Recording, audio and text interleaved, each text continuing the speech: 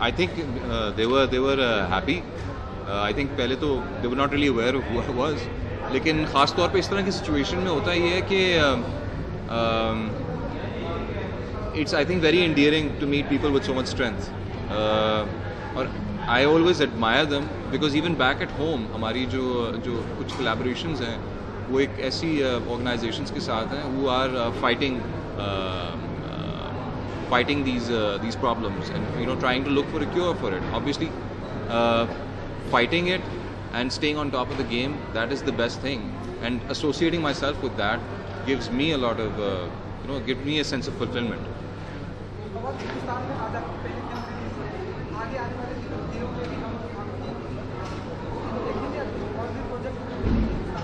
अभी कुछ कहना मुश्किल है.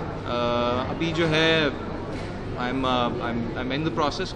बातें चल रही हैं, लेकिन जब तक कुछ कॉन्क्रिटाइज नहीं हो जाता, जब तक कुछ साइन नहीं हो जाता, तो कहना मुश्किल है.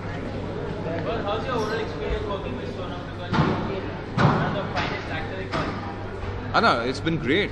I think not just as a talented actor that she is, as a talented individual that she is, I think she's a great host and a great human being. And I think in these past 12 months, over the course of time, not just as co-workers, but we've become good friends, and I think it's all due to her courtesy and hospitality.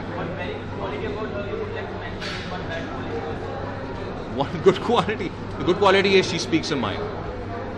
The bad quality is that a guy like me who's short, she shouldn't wear heels with.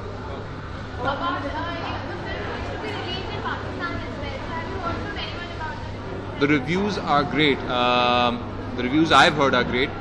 अब ये बात तो मैं physically जाके वहीं पे verify करूँगा कि कितना कोई स्ट्रॉन्ग रिस्पॉन्स हुआ, लेकिन जहाँ तक मुझे पता है, अभी मुझे सुबह कोई टेक्स्ट आया था कि स्टैंडिंग ओवेशन तक मिला हुआ है इन कराची जो प्रीमियर हुआ था. So people are really happy about this. जी बिल्कुल.